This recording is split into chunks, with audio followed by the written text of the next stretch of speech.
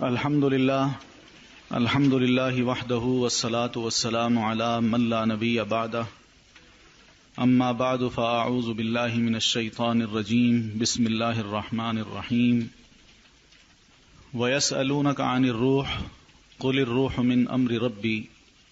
ہماری گفتگو کا موضوع اسلام میں روح کا جو تصور اور عقیدہ ہم مسلمانوں کو دیا گیا ہے وہ ہے کہ روح کیا چیز ہے اور انسانی جسم میں روح کن کن مراحل میں کام کیا کیا کرتی ہے اور پھر اس کا آخر کار انجام کیا ہے. یہ چند ایک سوالات ہیں جن کے جوابات ہم انشاءاللہ اپنی اس گفتگو میں تلاش کریں گے. یہ سوال کوئی نیا نہیں ہے کہ روح کیا چیز ہے. یہ بہت پرانا سوال ہے. اللہ کے رسول علیہ الصلاۃ والتسلیم کی آمد سے قبل دنیا میں ہم مختلف عقائد اور مذاہب کا مطالعہ کرتے ہیں تو ان کے ہاں بھی روح کا جو تصور اور عقیدہ پایا جاتا ہے وہ بھی اس قابل ہے کہ اس کا مطالعہ کیا جائے اور اس کے ساتھ ساتھ ہمارے دین نے روح کے بارے میں جو باتیں کی ہیں ہم اس کو بھی سمجھیں.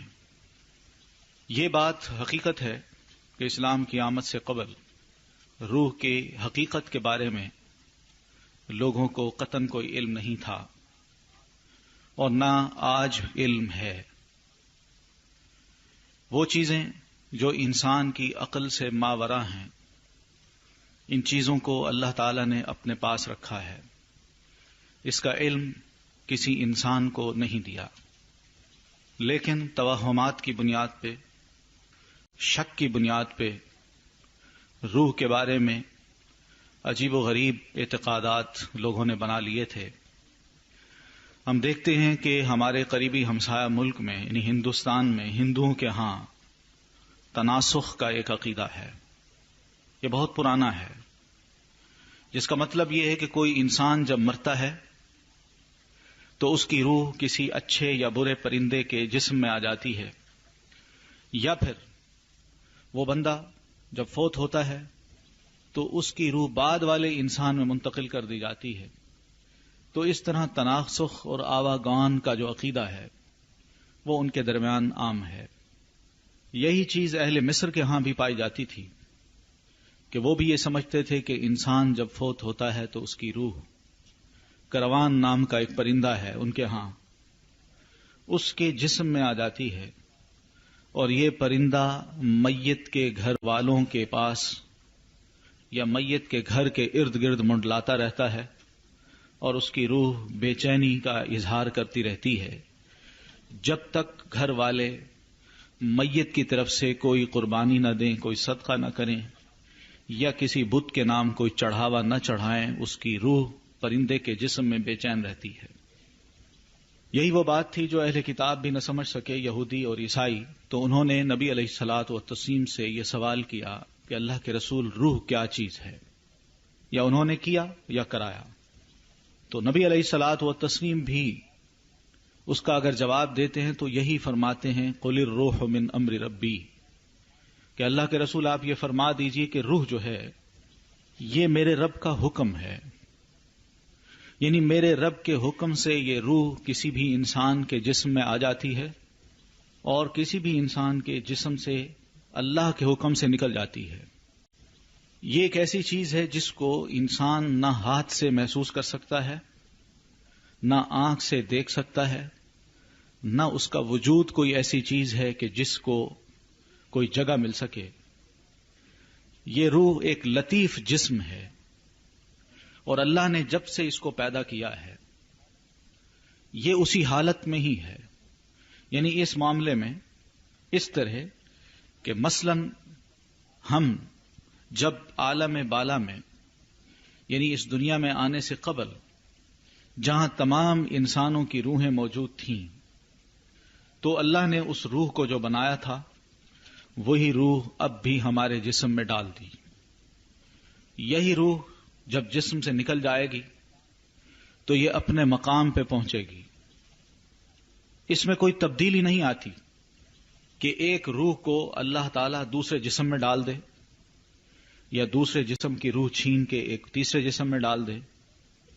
روح وہی ہے، اور اسی روح کے تحت، اسی روح میں یہ حیولہ انسان کا جو وجود ہے وہ بنایا گیا ہے. اور یہی وجود جب ختم ہو جائے گا تو اسی روح کو اللہ تعالیٰ ایک اور وجود دے دے گا. روح باقی رہتی ہے. یہ بھی نہیں ہو سکتا کہ ایک انسان کی روح اللہ کسی جانور کے جسم میں ڈال دے، پرندے کے جسم میں ڈال دے، یا کسی پرندے اور جانور کی روح اللہ تبارک و تعالیٰ کسی انسان کے جسم میں ڈال دے. اس روح کو بقا ہے، جسم کو فنا ہے. یہ روح جو ہے اس کی مختلف سٹیجز ہم انسان خود دیکھتے ہیں. دنیا میں جب ہم آئے تو اس دنیا میں آنے سے قبل ہماری روح موجود تھی، ایک پہلی دنیا میں، اور اب یہاں موجود ہیں. جب یہاں سے آگے جائیں گے تو اب تیسری دنیا میں یہ روح چلی جائے گی. لہذا تسلسل کے ساتھ اس کو بقا تو حاصل ہے، لیکن ہر سٹیج میں جب یہ روح داخل ہوتی ہے تو اس روح کا تعلق پچھلے سٹیج سے نہیں ہوتا. وہ اس طرح ہے کہ آج ہم دنیا میں بیٹھے ہیں، ہمیں کوئی علم نہیں کہ ماں کے پیٹ میں یا اس سے پہلے کہ ہم کیا تھے، کہاں تھے. ہمیں کوئی علم نہیں ہے، اور نہ ہی یہ علم تھا کہ ہم آگے کہاں جانے والے ہیں. اس لیے کہ اس روح میں اللہ تبارک و تعالی نے وہ عقل، وہ جسم جو اس وقت ہمیں بخش رکھا ہے، اللہ نے نہیں دی تھی. اس لیے اس عالم میں جو یہاں دنیا میں آنے سے قبل ہماری روح تھی، اس کا تعلق اس دنیا سے نہیں تھا. اب یہاں ہم پہنچ گئے، ہمیں کوئی علم نہیں کہ ہم پہلے کیا تھے، اس لیے کہ اس وقت ہمارے پاس عقل نہیں تھی، جسم نہیں تھا، صرف روح تھی. اللہ نے اس دنیا میں اس کو وجود بخشا، یعنی جسم ہمیں عطا کیا، اس میں یہ روح ڈال دی. پھر یہی روح جب ختم ہو کے، یعنی دنیا سے یہ وجود، انسان کا وجود جب ختم ہو کے دوسرے عالم میں پہنچے گا تو وہاں پہنچ کر بھی اس کا تعلق اس عالم سے نہیں ہوگا، اس کا تعلق اسی عالم سے ہوگا. لیکن چونکہ انسان کو یہاں اللہ عقل دیتا ہے، جسم دیتا ہے، تو لہذا اس عالم میں پہنچ کے اس انسان کو یہ ضرور محسوس ہوگا کہ میں نے دنیا میں جو کام کیے ہیں اس کا ایک ایسے عالم میں مجھے ریوارڈ دیا جا رہا ہے. تو اس دنیا میں رہنے کے بعد آدمی کا تعلق نہ پچھلی دنیا سے رہتا ہے نہ اگلی دنیا سے. اسی طرح جب یہ وجود ختم ہوگا تو یہ روح تیسری دنیا میں جب جائے گی، عالم برزخ میں، تو اس کا تعلق اس دنیا سے نہیں ہوگا. اسی وجہ سے اللہ تعالیٰ نے یہ بات ارشاد فرمائی، قل الروح من امر ربی. اللہ کے رسول آپ دنیا والوں کو یہ فرما دیجئے کہ روح میرے رب کے حکم میں سے ہے. اس کا حکم ہوگا تو روح کسی وجود میں آ جائے گی، اس کا حکم ہوگا تو یہ روح کسی وجود سے نکل جائے گی. لیکن یہ بھی حقیقت ہے کہ جس عالم میں یہ روح ہو وہ واپس پلٹ کے بھی نہیں جا سکتی. یہ بھی اللہ تعالیٰ نے ایک فیصلہ کر رکھا ہے. یعنی یہ نہیں ہو سکتا کہ جو انسان اس دنیا میں اب موجود ہے اس کی یہ خواہش ہو کہ میں پچھلے عالم میں جانا چاہتا ہوں. یہ نہیں ہوگا. نہیں اسی طرح جو بندہ یہاں سے مر کے اگلے عالم میں پہنچے گا اس کی بھی یہی خواہش ہوگی کہ میں دنیا میں جانا چاہتا ہوں، لیکن یہ نہیں ہو سکتا. قرآن مجید کی سورہ السجدہ میں اللہ تعالیٰ نے ان مجرموں کا، گناہگاروں کا ذکر کیا ہے جن کی بداعمالیاں ان کو آخرت میں دوزخ کی طرف دھکیل کے لے جائیں گی. وہ قیامت کے دن رب کی بارگاہ میں یہ کہیں گے، ربنا ابصرنا فسمعنا فرجعنا نعمل صالحا انا موقنون. اللہ، اب ہم نے اپنی آنکھوں سے اپنے انجام کو دیکھ لیا ہے، لہذا ہماری یہ درخواست ہے کہ تو ہمیں دنیا میں بھیج دے. ہم وعدہ کرتے ہیں نعمل صالحا کہ ہم اچھے عمل کریں گے. کیوں؟ اس لیے کہ انا موقنون، ہمیں اب یقین آ چکا ہے کہ تیرے رسولوں نے دنیا میں جو بات کہی تھی، تیرے قرآن نے جو بات کہی تھی وہ بالکل برحق تھی، لیکن یہ تو ان کی بات ہوگی، لیکن یہ ناممکن ہے کہ اللہ تعالیٰ ایسے انسانوں کی خواہش کو پورا کرے اور انہیں کہے کہ ٹھیک ہے آپ دنیا میں چلے جائیں. اس لیے کہ قرآن مجید میں یہ الفاظ بھی ہیں، اللہ ان کو یہ سنائیں گے کہ ہمیں پھر بھی پتا ہے کہ تم دنیا میں گئے تو اسی طرح کے کام کرو گے جیسے پہلے کرتے رہے ہو، لیکن یہ تو محال ہے کہ تم اس دنیا کو چھوڑ کے جب ہمارے پاس آ گئے تو ہم تمہیں دوبارہ اس عالم میں بھیجیں. نہیں، یہ نہیں ہو سکتا. یہ ایک بنیادی تصور ہے، عقیدہ ہے ہمارے دین کا، کہ جس کی وجہ سے یہ زندگی اور موت، یہ الفاظ قرآن مجید نے اپنی ٹرمینالوجی میں ہمیں انٹروڈیوس کرائے ہیں. زندگی اور موت کا تصور بھی یہی ہے کہ ہم لوگ مختلف سٹیجز سے گزر کے جب ایک سٹیج میں ہوتے ہیں تو ایک زندگی ہے، وہاں سے گزر کے جب دوسرے عالم میں گئے تو پچھلے عالم کی موت ہو گئی، اب دوسرے عالم میں وہ ایک زندگی ہے. یہ زندگی اور موت صرف انسانوں کا ہی خیال ہو سکتا ہے، انسانوں کے درمیان ہی یہ چیز ہو سکتی ہے. یہ وجود زندگی اور موت کا انسانوں کے لیے ہے، لیکن اللہ تعالیٰ کے لیے نہیں ہے. اللہ تعالیٰ کے لیے اس لیے نہیں ہے کہ نہ اللہ کے لیے ماضی کوئی حیثیت رکھتا ہے، نہ حال کوئی حیثیت رکھتا ہے، نہ مستقبل کوئی حیثیت رکھتا ہے. اللہ تعالیٰ کے لیے تمام زمانے ایک جیسے ہیں. اور پھر اگر ہم اس عالم میں تھے، اب دنیا میں آئے ہیں، ہمارے لیے وہ عالم پردے میں ہے. دنیا میں ہیں ہم، یہ روشن ہے. جب یہاں سے اگلے جہان میں جائیں گے تو یہ پردہ ہو جائے گا. اس چیز کو، اس پردے کو کہا گیا کہ یہ موت ہے. ورنہ روح جو ہے اس کو اللہ تعالیٰ نے زندگی دے رکھی ہے، اس کو کبھی موت نہیں آنی، فنا نہیں ہونی اس چیز میں. حدیث میں یہ آتا ہے کہ قیامت کے دن جب اللہ نے فیصلے کر دینے ہیں، اہل جنت کو اہل جنت میں اور اہل دوزخ کو دوزخ میں ڈال دینا ہے، تو پھر اس کے بعد اللہ تعالیٰ ان دونوں سے مخاطب ہو کے یہ لفظ ارشاد فرمائیں گے کہ اے جنتیو، تم ہمیشہ یہیں رہو، تمہیں موت کبھی نہیں آنی. اور اے دوزخیو، تم بھی ہمیشہ یہیں رہو، تمہیں موت کبھی نہیں آنی. لیکن یہ الفاظ جب اللہ فرمائیں گے، اس سے قبل یہی موت جو ہے، موت جو ہمارے لیے موت ہے، اس کو مینڈے کی شکل میں ان دونوں کے سامنے لائیں گے. اہل جنت بھی دیکھ رہے ہوں گے، اہل دوزخ بھی دیکھ رہے ہوں گے. مینڈے کی شکل میں اس کو اونچے مقام پہ لایا جائے گا اور اس کو ذبح کیا جائے گا، اور سب دیکھ رہے ہوں گے کہ موت ذبح ہو رہی ہے. جب موت ذبح ہو جائے گی، اس موقع پہ اللہ فرمائیں گے جنتیوں، تمہارے لیے کوئی موت نہیں، تم نے ہمیشہ یہی رہنا ہے. اور دوزخیوں، تمہارے لیے کوئی موت نہیں، تم نے ہمیشہ یہی رہنا ہے. تو یہ ایک بنیادی عقیدہ ہے جو دین ہمیں دیتا ہے. یہ بالکل اس طرح آپ سمجھیے کہ اللہ تعالیٰ کے لیے زندگی اور موت جو انسانوں پر وارد ہوتی ہے کوئی حیثیت نہیں رکھتی. یہ بالکل اس طرح ہے جیسے یہ، یعنی اس کے پیچھے جو افراد بیٹھے ہیں آپ کو نظر نہیں آ رہے، اور آپ ان کے پیچھے بیٹھی ہیں، ان کو یہ نظر نہیں آ رہے. یہ ایک پردہ ہے. لیکن جو سامنے بیٹھنے والا ہے وہ دونوں طرف دیکھ رہا ہے. اللہ تعالیٰ کی ذات بالکل اس طرح ہے کہ اس کے سامنے حال بھی ہے، ماضی بھی ہے، مستقبل بھی ہے. اس کے لیے کوئی پردہ نہیں ہے. پردہ ہمارے لیے ہو جاتا ہے جس کو ہم سمجھ بیٹھتے ہیں کہ یہ موت آ گئی یا زندگی مل گئی. ایک بات تو یہ ہے کہ جس کا جواب قرآن مجید نے یہ دیا، قل الروح من امر ربی، یہ امر ربی ہے. یعنی اللہ کا حکم ہو تو کسی وجود میں حرکت آ جاتی ہے، اللہ کا حکم نہ ہو تو وجود بے حرکت بے حس پڑا رہتا ہے.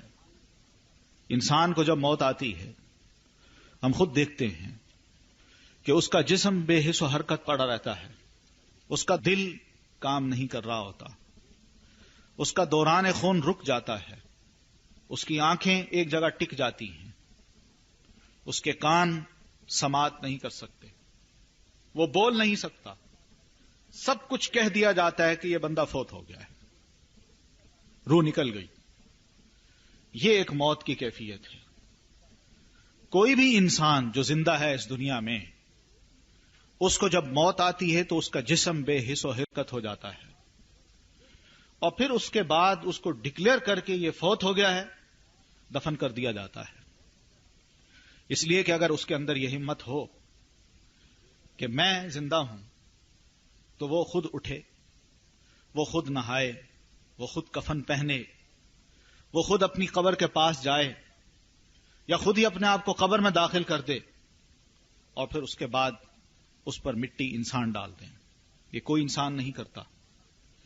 کسی زندہ کو دفنانا، انسان کا اپنا ضمیر یہ محسوس کرتا ہے کہ میں بہت بڑا جرم کر رہا ہوں، میں قاتل بن جاؤں گا کسی زندہ انسان کو اگر درگور کر دوں، لیکن اس کو اس یقین کے ساتھ دفناتا ہے کہ یہ فوت ہو گیا ہے، اس کے اندر اب روح نہیں ہے، لہذا یہ مردہ قرار دیا گیا ہے اور اس کی قبر یہ ہے، اس کو یہاں دفنایا جائے گا۔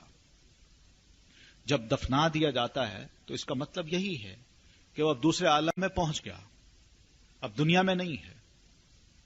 دوسری بات یہ ہے کہ ہم لوگ اکثر و بیشتر یہ سوال بھی کرتے ہیں کہ ہمیں جب نیند آتی ہے، سو رہے ہوتے ہیں، تو نبی علیہ الصلاۃ والتسلیم نے ہماری اس نیند کو فرمایا ہے النوم اخو الموت، نیند موت کی بہن ہے۔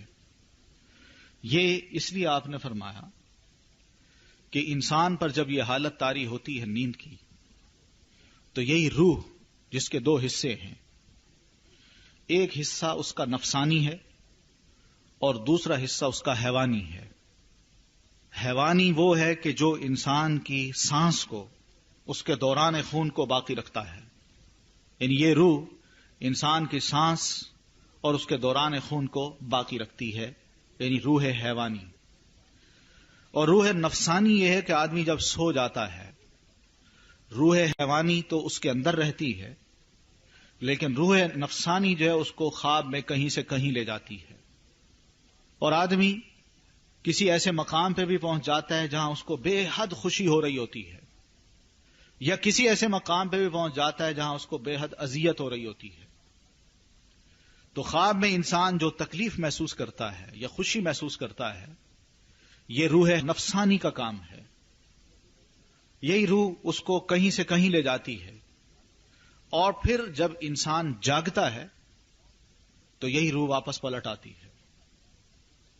اس چیز کو اللہ تبارک و تعالی نے قرآن مجید میں یہ بات واضح کرتے ہوئے فرمائی کہ اللہ یتوفی الانفس حین موتها، کہ اللہ تعالی جانوں کو فوت کر دیتا ہے جبکہ وہ مر جاتے ہیں۔ روح انسان کے جسم سے نکلی، اب اس کی آنکھ جو ہے وہ ٹک گئی، اور جب آنکھ ٹکتی ہے تو اس کا مطلب یہ ہے کہ وہ اپنی روح کو جاتا ہوا دیکھ رہا ہے، اب نکل گئی۔ اس لیے نبی علیہ الصلاۃ والتسلیم فرماتے ہیں کہ جب آدمی کی روح نکل جائے تو اس کی آنکھ اپنی اس روح کو فالو کرتی ہے، اس کو دیکھتی ہے۔ تو اللہ کے رسول فرماتے ہیں جب بندے کی روح نکل جائے تو اس کی آنکھ جب کہیں ٹکنے لگے تو اس کی آنکھ کو بند کر دو۔ وہ روح نکل گئی، آنکھ بند کر دو۔ تو ایک تو یہ روح ہے جو کہ خواب میں انسان اپنے وجود میں یوں محسوس کرتا ہے کہ اس کا وجود روح حیوانی کے ساتھ حرکت میں ہے، خون دوڑ رہا ہے، دل دھڑک رہا ہے، لیکن عقل، دماغ اور حرکات یہ کام نہیں کر رہے۔ اس وجہ سے اس نیند کو کہا گیا ہے کہ جس طرح نیند میں انسان بے حس و حرکت ہو جاتا ہے، اسی طرح موت میں بھی انسان بے حس اور بے حرکت ہو جاتا ہے۔ اس بنیاد پہ کہا گیا کہ نیند موت کی بہن ہے۔ لیکن اللہ تعالیٰ آگے فرماتے ہیں میں اگر چاہوں تو پھر اس روح کو واپس کر دوں نیند کے عالم میں، چاہوں تو روک لوں۔ جس کا دوسرا مطلب یہ ہے کہ آدمی جب فوت ہوتا ہے تو وہ اس وقت فوت ہوتا ہے جبکہ روح نفسانی تو نکل گئی، روح حیوانی اس کے پاس ہے، اور روح نفسانی کو اللہ یہ کہہ دے واپس نہیں جانا تو آدمی فوت ہو گیا، سوئے سوئے فوت ہو گیا۔ اور اگر اللہ یہ چاہے تو روح کو لوٹا دے تو آدمی وہی اٹھ کے بیٹھ جائے، اس کی موت کا وقت ابھی نہیں آیا۔ قرآن مجید میں اللہ تعالیٰ نے اس طرح یہ صراحت کی، تو اس کا مطلب یہ ہے کہ ہم لوگ جو خواب میں جو کچھ دیکھتے ہیں واقعی محسوس کرتے ہیں کہ اس میں ہمیں اذیت ہو رہی ہے یا ہم خوشی محسوس کر رہے ہیں، اور پھر ایسے ڈراؤنے خواب کبھی کبھی دماغ میں اس طرح نقش ہو جاتے ہیں، کبھی نہیں مٹتے، اور اچھے خواب بھی دماغ میں اس طرح ثبت ہو جاتے ہیں کہ ہمیشہ یہ یاد رہتے ہیں۔ اس کی وجہ یہ ہے کہ روح نے اس چیز کا مطالعہ کیا ہے، روح نے اس کو دیکھا ہے۔ تو یہ روح نفسانی اور روح حیوانی کے درمیان کی جو زندگی ہے، یہ ہماری زندگی ہے۔ روح نفسانی کو اللہ لے لے تو انسان پر موت آ جاتی ہے، یا روح حیوانی کو لے لے تب بھی انسان کو موت آ جاتی ہے۔ تو یہ ہے روح کے بارے میں ہمارے اسلام کا ایک مختصر سا تجزیہ، اور بالکل واضح سے تصورات ہیں، عقائد ہیں جو اللہ تعالیٰ نے ہم مسلمانوں کو دیے ہیں۔ اسی وجہ سے قرآن مجید نے ان لوگوں کو یا ان ہستیوں کو جن کے بارے میں اہل مکہ، مشرکین مکہ یا دنیا کے دوسرے مذاہب کے لوگ یہ تصور رکھتے تھے کہ روحیں واپس لوٹتی ہیں، واپس آتی ہیں، اس تصور کو قرآن مجید نے بھی اور نبی علیہ الصلاۃ والتسلیم نے بھی رد کیا، اس کو نہیں مانا، اور صاف کہا کہ اس عالم سے، دنیا سے اگر روح چلی جاتی ہے تو یہ واپس نہیں لوٹ سکتی۔ عالم برزخ میں اب چلی گئی، نہ ہی اب کسی کو اختیار ہے کہ وہ اس روح کو واپس لائے، اس لیے کہ اللہ نے اجل مسمى یعنی مقررہ وقت جو ہے، جو انسان کا لکھا ہوا تھا، اس وقت تک تو یہ روح اس جسم میں باقی رکھی، اب اس نے اس کو لے لیا ہے، اب یہ واپس نہیں آئے گی۔ یہ بات جب قرآن مجید نے کہی تو اس سے جو شرک کے یا مشرکانہ جو عقائد تھے ان کو جڑ سے اللہ تعالی نے اکھیڑا، کاٹ دیا اور صاف کہہ دیا، کیونکہ اگر اس عقیدے کو باقی رکھا جاتا ہے تو پھر اللہ تبارک و تعالی کی اپنی ذات، اس کی حیثیت کچھ نہیں رہتی کہ ایک روح جس کا تصور ماضی سے بھی جوڑ دیا جائے، حال سے بھی جوڑ دیا جائے اور مستقبل سے بھی جوڑ دیا جائے، اور اس کے لیے باور کر لیا جائے کہ یہ ماضی کو بھی جانتی ہے، مستقبل کو بھی جانتی ہے، تو یہ تو گویا کہ اللہ تبارک و تعالی کی اپنی جو ذات ہے، اس کے جو ٹائٹلز ہیں وہ دوسرے کو دینے والی بات ہے۔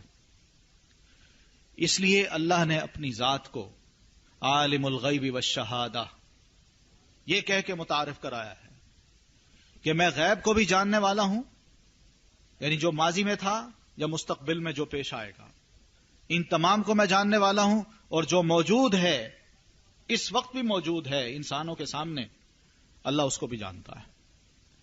یہ ایک بہت بڑی بات ہے کہ اگر بندہ اس کو سمجھ لے، مسلمان خاص طور پر اس کو سمجھ لے، تو اس کو یہ اندازہ ہو سکتا ہے کہ غیر مسلموں کے جو عقائد ہیں ان میں خرابیاں کہاں کہاں ہیں، وہ کیوں شرک میں گرفتار ہوتے ہیں، ان کے نزدیک دو خداؤں کا یا زیادہ خداؤں کا تصور کیوں آتا ہے، وہ کیوں ان پہ اعتقاد رکھتے ہیں۔ اور اسی وجہ سے قرآن مجید نے وحدانیت کا جو تصور ہمیں دیا ہے، عقیدہ، کہ قل هو اللہ احد اللہ الصمد لم یلد ولم یولد ولم یکن لہ کفوا احد، یہ ہر قسم کے عقیدے سے برتر اور بالاتر ہے۔ یہ ہمارے ہاں بھی بعض اوقات ایسی چیزیں دیکھنے میں آتی ہیں کہ لوگ یہ سمجھتے ہیں کہ شاید روحیں واپس لوٹتی ہیں، کوئی فوت ہو جائے تو اس کی روح واپس لوٹتی ہے۔ یہ بالکل ایسے تصورات ہیں، اگر ہم اس بارڈر سے ذرا کراس کر کے آگے چلے جائیں تو وہاں پر بھی یہ تصورات ملتے ہیں۔ تو ان کے ہاں جو عقائد ہیں وہی عقائد اگر ہم رکھ لیں تو کوئی فرق نہیں رہتا، لیکن حقیقت یہ ہے کہ اللہ تبارک و تعالی جس انسان کو فوت کرتا ہے اس کی روح کو ہمیشہ کے لیے لے لیتا ہے۔ آگے جو اس نے کرنا ہے یہ اس کا اپنا فیصلہ ہے، وہ کب اس روح کو دوبارہ وجود میں لے آتا ہے۔ اب حدیث میں مثلا اس قسم کی وضاحتیں ہیں کہ نبی علیہ الصلاۃ والتسلیم فرماتے ہیں، نیک آدمی جب فوت ہوتا ہے تو اللہ کے فرشتے اس کے پاس آتے ہیں، ان کے پاس ایک خوشبودار رومال ہوتا ہے، اس کے پاس آتے ہیں اور اس کو یہ کہتے ہیں کہ اے پاک روح اس جسم سے نکل آؤ، آ جاؤ ہمارے پاس.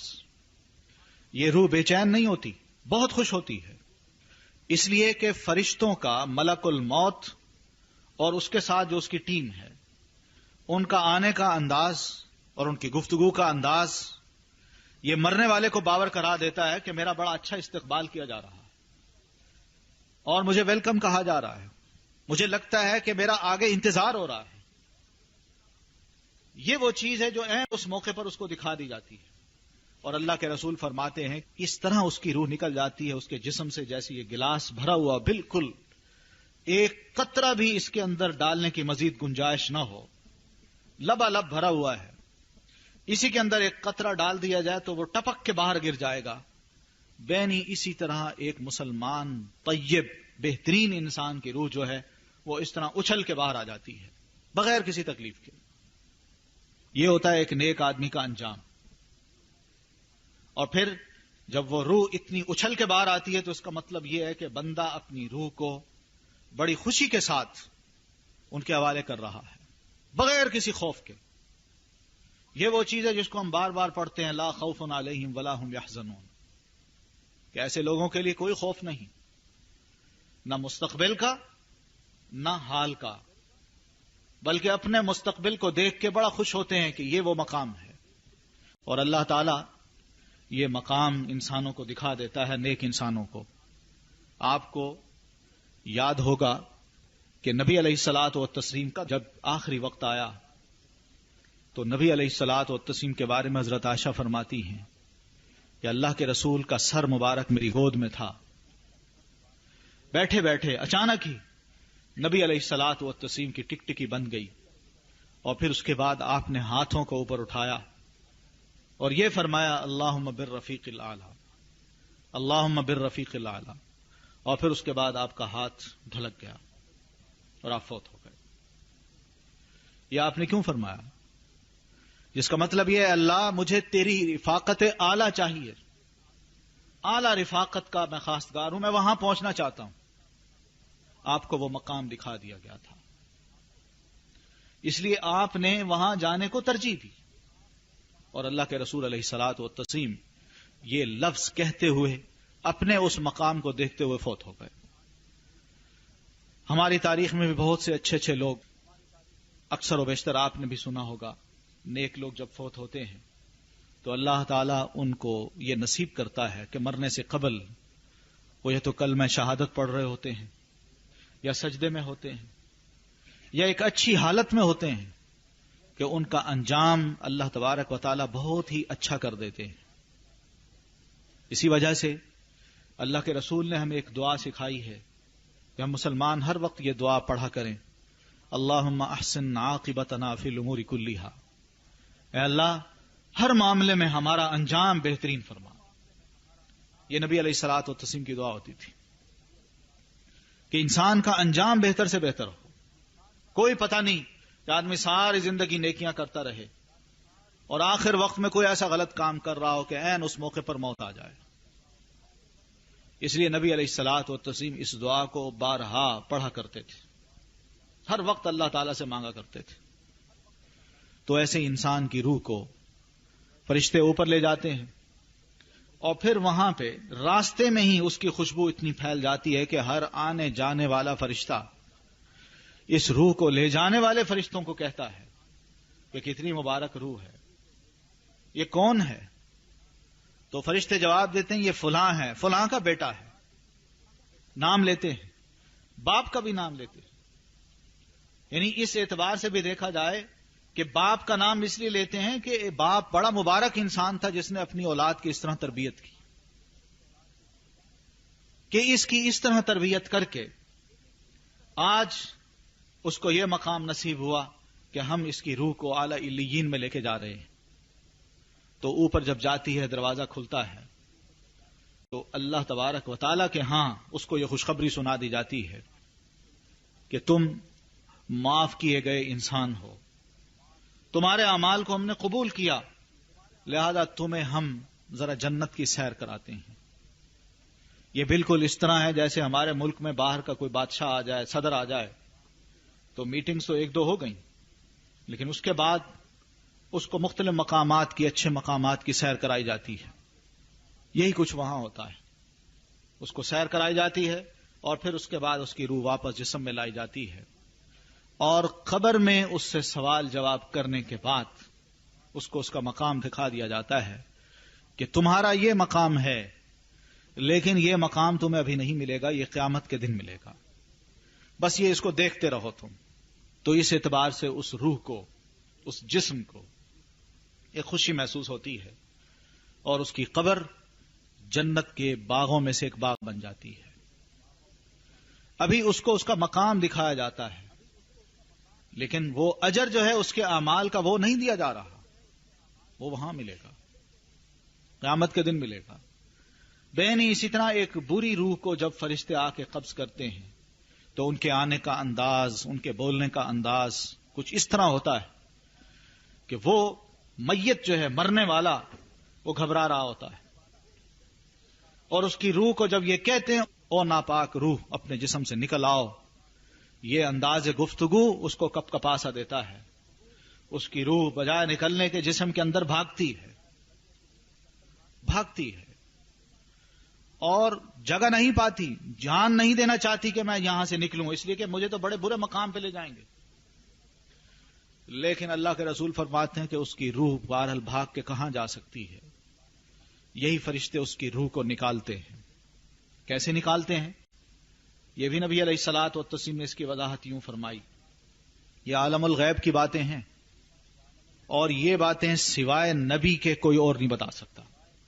یہ ذرا ذہن میں رکھیے گا. آج تک انسان چاہے جتنا بھی غیب کی باتوں کو کھرچنے اور کریدنے میں لگا ہوا ہے، حقیقت تک وہ نہیں پہنچ سکا اور نہ پہنچ سکتا ہے، اس لیے کہ اس کی سوچ، اس کی نظر، اس کا دماغ اس مقام تک پہنچ ہی نہیں سکتا کہ جس چیز کو اللہ تبارک و تعالی نے پیدا کر دیا. روح کے بارے میں ہو سکتا ہے ہم یہ سوال کریں اگر یہ وجود ہے تو ہمیں نظر کیوں نہیں آتا. بہت سی ایسی چیزیں ہیں جن کا وجود ہے، ہم مانتے ہیں لیکن ہمیں نظر نہیں آتی. ہوا ہے، ہوا یہ آپ کے ارد گرد ہے، ہم مانتے ہیں کہ ہوا ہے لیکن ہماری آنکھوں کو یہ نظر نہیں آتی.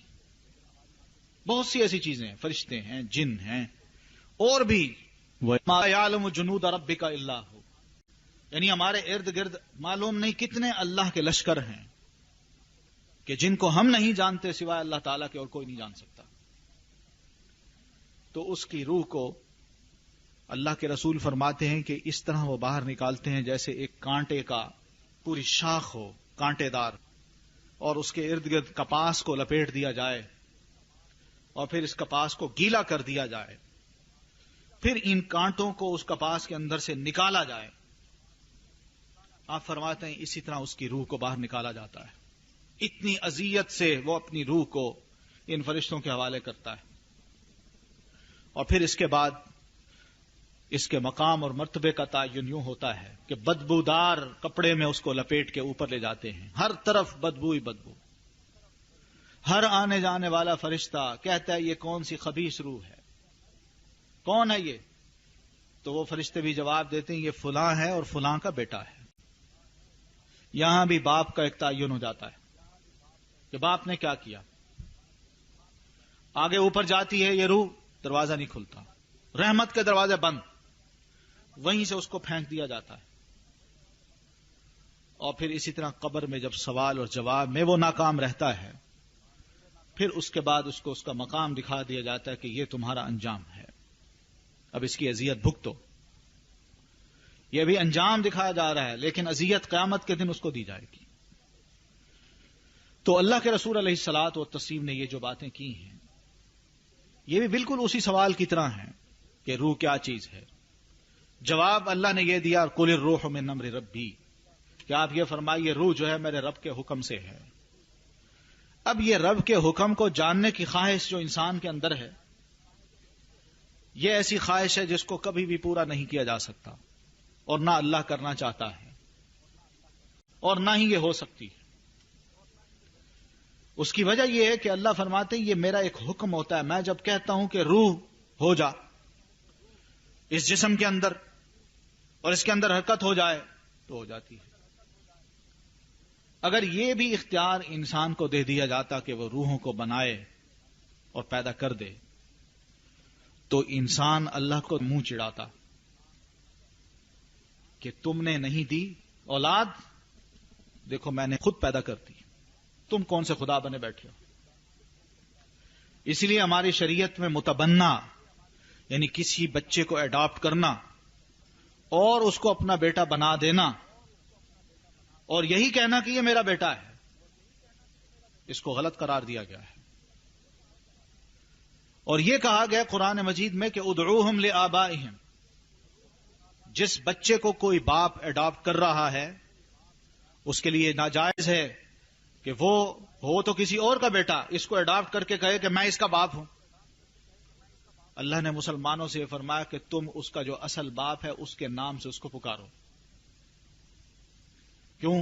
اگر یہ نہیں کرو گے تو لوگ کہیں گے کہ اللہ تم نے تو مجھے اولاد نہیں دی، لو میں نے کسی کا بیٹا لے کے اپنا بیٹا بنا لیا ہے۔ یہ رب کا ایک قانون ہے، اس قانون کو بہر صورت مسلمان کو ماننا پڑتا ہے۔ اس سے ذرا برابر ادھر ادھر ہوتا ہے تو رب کے بارے میں، اللہ کے بارے میں انسان کا عقیدہ متزلزل سا ہو جاتا ہے، اور پھر اللہ کے جو اختیارات ہیں وہ بندہ انسانوں کو دے بیٹھتا ہے، اور جب انسانوں کو دے بیٹھے تو رب کے بارے میں، اللہ کے بارے میں وہ تعلیمات جو قرآن ہمیں دینا چاہ رہا ہے بندہ پھر ان کو تسلیم نہیں کرتا، وہ کہتا نہیں۔ اب یہی تصور کہ روحیں آتی ہیں، غیروں کے ہاں بھی ہیں، ہمارے ہاں بھی چند بھولے بھالے مسلمان ان چیزوں کو اپناتے ہیں، خیال کرتے ہیں کہ شاید روح ہمارے ہاں بھی آتی ہے، اور خاص طور پر جن گھروں میں دکھ ہو، ماتم ہو جائے، وہاں پر اس قسم کی باتیں کی جائیں تو لوگ ذرا جلدی بھی قائل ہو جاتے ہیں کہ شاید آتی ہو روح، اس کی بے چینی کو دور کیا جائے، اس لیے کہ ایک ہمدردی ہوتی ہے مرنے والے کے ساتھ۔ تو یہ جو ہمدردی، اس طرح کی باتیں ہیں کہ زندہ انسان ان لوگوں کے لیے ہمدردی اس ناطے سے پیدا کر لے اپنے اندر کہ شاید یہ ہر ہفتے میں ایک آدھ دن یہ ہمارے گھر میں روح آتی ہے، بے چین ہوتی ہے، یہ غلط بات ہے۔ وہ اس لیے کہ اللہ نے جب یہ روح لے لی تو وہ اس دنیا میں اب نہیں آ سکتی، اب یہ گئی دوسرے عالم میں، اب یہ واپس نہیں پلٹ سکتی۔ اگر یہ واپس پلٹتی ہوتی تو پھر وجود میں بھی آ جاتی، جسم میں بھی آ جاتی، اور جب جسم میں آ جاتی تو پھر انسان با اختیار بن جاتا کہ ہر روح کو جب چاہے اپنے پاس بلا لے اور جب چاہے اس مردہ لاش کو قبر میں نہ دفنائے، اپنے گھر میں رکھ لے، تاکہ یہ کل کو روح اس کے اندر آئے تو یہ کھڑا ہو کے ہمارے پاس آ جائے۔ آپ شاید ان تصورات کو جانتی ہوں گی کہ اہل مصر کے ہاں فرائنہ اپنی لاشوں کو یہ رنگ کے ممیاں بنا کے ان کو جب رکھا کرتے تھے بڑے بڑے کمروں میں، وہ اسی خیال سے رکھتے تھے کہ روحیں آتی ہیں اور ان کے اندر آ جائیں گی کسی نہ کسی وقت اور یہ اٹھ بیٹھیں گے۔ اسی لیے جب یہ عقیدہ اتنا کمزور تھا انسانوں کا، اور خاص طور پر ان لوگوں کا بھی جو اس وقت مسلمان تھے، کہ فرعون کو جب اللہ تعالیٰ نے غرق کیا تو بنو اسرائیلی بھی اس بات کو یقین سے نہ تسلیم کر سکے کہ واقعی فرعون غرق ہو گیا، مر گیا ہے۔ وہ یہ سمجھتے تھے کہ شاید یہ دوبارہ زندہ ہو جائے، یہ مر نہیں سکتا۔ اللہ نے ان کے جواب میں یہ فرمایا تھا وَأَنْتُمْ تَنْظُرُونَ، کہ ہم نے اس کو غرق کیا اور تم اپنی آنکھوں سے اس کو دیکھ رہے تھے، کہ تمہیں یقین آ جائے کہ واقعی وہ بندہ مر گیا ہے، ڈوب گیا ہے، اور اس کی لاش سمندر نے اٹھا کے باہر پھینک دی۔ یہ وَأَنْتُمْ تَنْظُرُونَ کی جو بات کی ہے، ثُمَّ أَغْرَقْنَا آلَ فِرْعَوْنَ وَأَنْتُمْ تَنْظُرُونَ، کہ ہم نے آل فرعون کو غرق کر دیا اور تم اپنی آنکھوں سے دیکھ رہے تھے۔ یہ تم اپنی آنکھوں سے دیکھ رہے تھے کا مطلب یہی ہے کہ تمہارے دماغ میں یہ بات ہم نے پختہ طور پر بٹھا دی تاکہ تمہیں یقین آ جائے کہ واقعی یہ پیغمبر کا جو ازلی دشمن ہے، جس کو لوگ خدا مانتے تھے، اور اس کے بارے میں تم بھی شاید یہ عقیدہ رکھتے تھے کہ یہ تو مرے گا کبھی نہیں، ہم نے اس کو مار دیا ہے۔ یہ بات بھی قرآن نے واضح کی، ان کے ہاں یہ عقائد تھے۔ یہ اس قسم کے عقائد ہم مسلمان قرآن مجید کی تعلیمات کی روح سے اور نبی علیہ الصلوۃ والتسلیم کی تعلیم کی روح سے نہیں مان سکتے۔ اللہ کے رسول علیہ الصلاۃ والتسلیم آپ کے چچا محترم سید الشہداء حضرت حمزہ رضی اللہ تعالیٰ عنہ، ان کو میدان احد میں جس طرح شہید کیا گیا، ان کی لاش کے ٹکڑے کیے گئے، ان کے کان کاٹ دیے گئے، اعضاء جسم کے کاٹ دیے گئے، اس کا ہار بنایا گیا، ان کا جگر نکالا گیا، چبانے کی کوشش کی گئی، اس سب کچھ کے باوجود نبی علیہ الصلوۃ والتسلیم نے کبھی یہ خواہش نہیں کی کہ اللہ میرے اس چچا کی روح کو واپس لوٹا دے، اس لیے کہ رب کا فیصلہ یہی تھا، اور جب فیصلہ ہو گیا تو اللہ کے رسول علیہ الصلوۃ والتسلیم کہنے والے کون؟ آپ صلی اللہ علیہ وسلم 4 بچیوں کے باپ ہیں، کون سا باپ ہے جس کی خواہش یہ نہیں ہوتی کہ مجھے بھی نرینہ اولاد ملے؟ اللہ نے نرینہ اولاد دی، بچے ہیں 2-4 ماہ کے، 2 سال کے، 2.5 سال کے ہوتے ہیں، بچے فوت ہو جاتے ہیں، اور اللہ کے رسول روتے روتے، آنسو بہاتے بہاتے ان بچوں کو قبر کے سپرد کرتے ہیں۔ کبھی آپ نے یہ نہیں کیا کہ اس کو میں نے دفنانا نہیں ہے، اس کی روح واپس آئے گی یا یہ زندہ ہوگا، نہیں۔ ایسے تصورات کو بھی نبی علیہ الصلوۃ والتسلیم نے غلط قرار دیا کہ کوئی بندہ یہ سوچے کہ آج کا دن اس اعتبار سے بڑا اہم ہے کہ اس دنیا میں یا تو کوئی بڑی روح آ رہی ہے یا بہت بڑی روح اس دنیا سے اٹھ کے جا رہی ہے۔ آپ نے فرمایا ان کا تعلق زمانے کے ساتھ بالکل نہیں ہے، وقت کے ساتھ بالکل نہیں ہے۔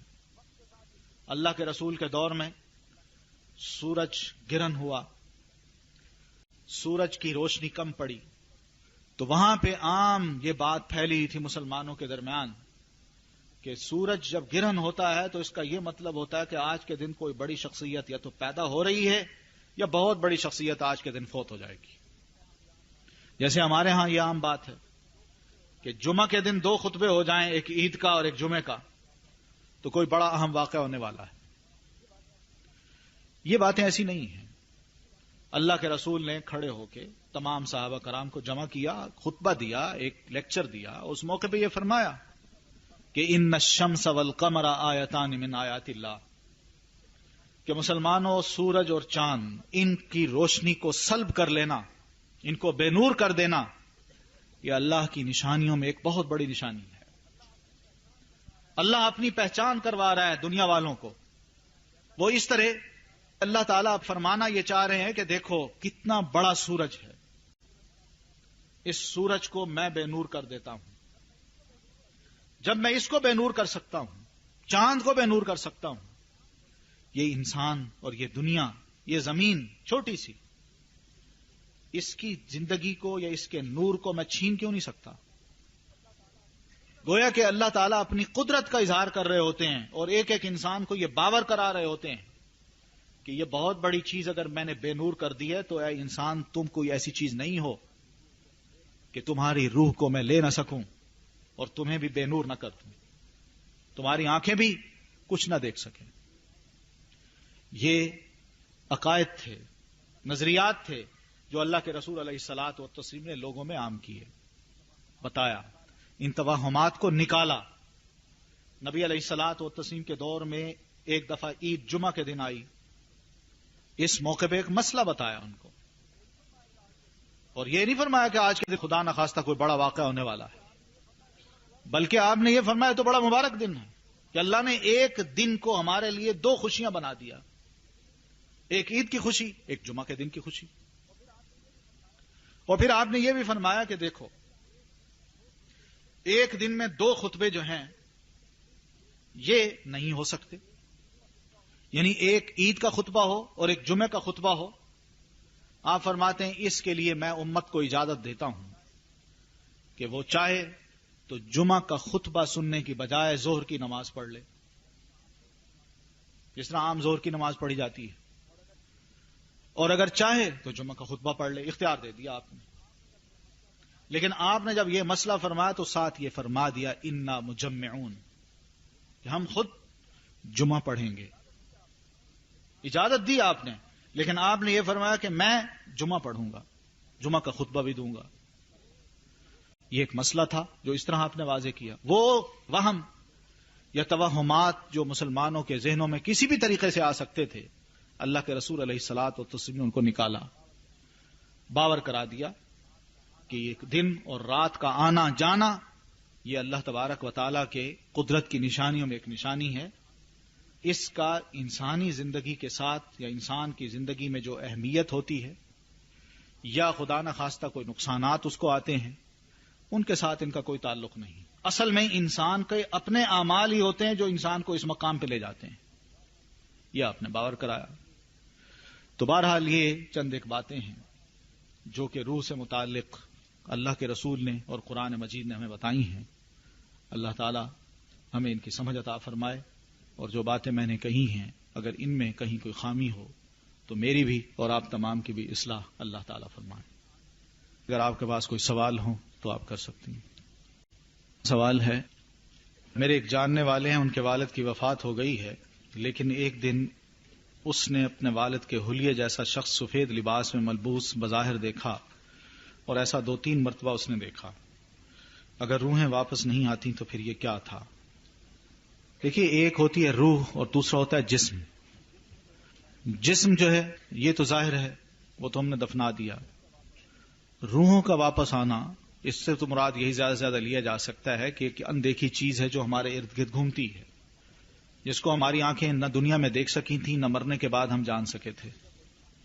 یعنی دنیا میں جب وہ انسان زندہ تھا تو اس کی روح کے بارے میں ہم نہیں جانتے تھے کہ اس کی روح اندر کیسی ہے، اور جب وہ فوت ہو کے قبر میں دفنا دیا گیا پھر اس کی روح کو آدمی یہاں دنیا میں دیکھے، یہ دعویٰ اگر کوئی کرتا ہے تو یہ بھی تسلیم نہیں کیا جا سکتا. چاہے جائے کہ پورا وجود ہی دنیا میں آ جائے، پورا وجود تو دنیا میں نہیں آ سکتا. یہ کوئی ایک وہم ہو سکتا ہے کہ سفید لباس میں ملبوس بظاہر کو دیکھا اور ایسا 2-3 مرتبہ ہوا ہے. اگر ایسا تھا تو کم از کم یہ لپک کے آگے جاتے، ان سے ملتے، انہیں کہتے کہ آپ میرے ابا جان ہیں، آپ مجھے ملیے، میں آپ کا بیٹا ہوں، آپ مجھے پہچان نہیں رہے. اس طرح کی کئی باتیں ہو سکتی ہیں. تو یہ ایک وہم ہے، ایسی کوئی بات نہیں کہ دنیا میں کوئی بندہ ایسا آ سکتا ہے. ہاں، یہ ہو سکتا ہے کہ کوئی فرشتہ ہو، یہ بھی ہو سکتا ہے. اگر وہ نظر آیا ہے پھر گم ہو گیا ہے تو یہ اور بات ہے، لیکن وہ روح نہیں آ سکتی.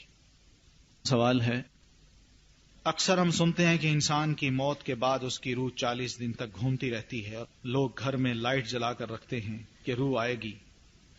اس کی وضاحت کیجئے کہ یہ سب غلط ہے.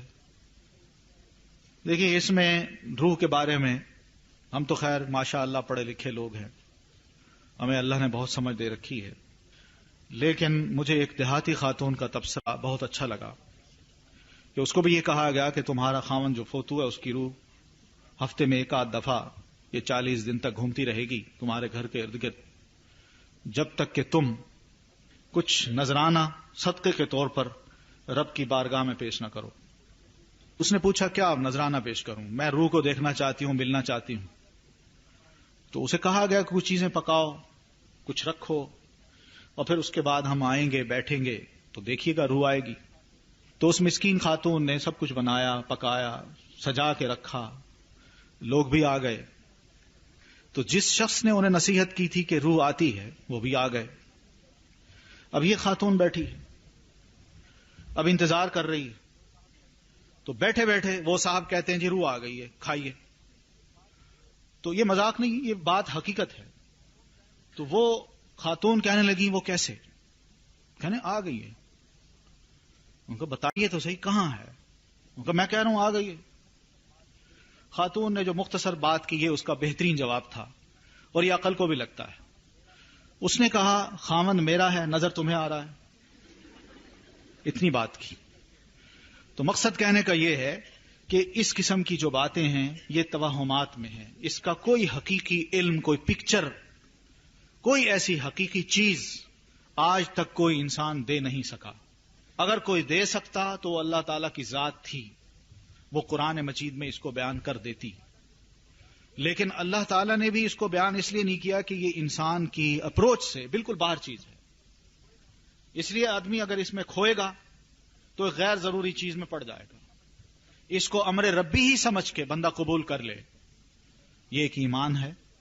اور ایمان کی خوبی بھی یہی ہے یہ ضروری نہیں ہے کہ آدمی کو 100% ایسے مسائل کا علم ہو جائے جس میں اس کو لاجک محسوس ہو اور کہے ہاں یہ عقل کو اپیل کرتی ہے. 95% ایسے مسائل ہیں جو اللہ تعالیٰ نے قرآن مجید میں یا شریعت میں بیان کیے ہیں جو بالکل عقلی ہیں اور عقل اس کو باور کرتی ہے کہ واقعی درست ہیں. لیکن 5%, 3% ایسے مسائل ہیں جو صرف ایمان سے تعلق رکھتے ہیں. خوبی یہ ہے کہ آدمی ان چیزوں کو مانتے ہوئے ان چیزوں کو بھی مانتے. یہ خوبی نہیں ہے کہ ہر چیز کو عقل کے بنیاد پہ پرکھے اور پھر اس کے بعد کہے کہ میں اس کو مانوں گا. قرآن کے واضح لفظ ہیں کہ قل الروح من امر ربی، تو یہ امر ربی جو ہے اس پر ہی ہمارا ایمان ہونا چاہیے. اس کے علاوہ جو کچھ ہے وہ ٹھیک نہیں. مرنے کے بعد روح کا مقام کیا ہے؟ یہی عالم برزخ میں پہنچ جاتی ہے روح. یعنی اس دنیا اور آخرت کے درمیان ایک عالم ہے جہاں بندہ فوت ہو کے پہنچ جاتا ہے، وہ اس کا مقام ہے. جزا اور سزا کا علم اس کو کس طرح ہوتا ہے یہ میں بتا چکا ہوں. جب خواب میں مرنے والوں سے ملاقات ہوتی ہے تو اس کی حقیقت کیا ہے؟ مرنے والوں کی روح سے ملاقات ہوتی ہے، نفسانی روح کی. کیا ان کو معلوم ہوتا ہے کہ وہ کسی زندہ کی روح سے مل رہے ہیں؟ کیا وہ دنیا والوں کے لیے پیغام دے سکتے ہیں؟ اس موقع پر خواب دیکھنے والا کیا کرے جب سو کر اٹھے؟ نہیں، اگر خواب دیکھا ہے تو یہ خواب سمجھے، اس کو حقیقت مت سمجھے کہ وہ روح میرے پاس آئی تھی. اللہ تعالیٰ اس کو خواب میں کم از کم اطمینان دلا دیتا ہے کہ جس بندے کے بارے میں تم فکر مند تھے وہ اچھے مقام پر ہے، خوش ہے، یا خدا نہ خواستہ برے مقام پر ہے اور بڑی اذیت میں ہے. اتنی بات ہے، بس اس سے بڑھ کر اور کوئی بات نہیں. یعنی یہ سمجھنا کہ وہ میرے پاس آئی تھی اور خواب میں ملی آ کے. یہ خواب میں مجھے ملنا، آپ کو ملنا تو اور بات ہے. کسی نبی کو بھی اگر اللہ تعالیٰ یہ خواب دکھا دے تو وہ وحی کی شکل ہو جاتی ہے.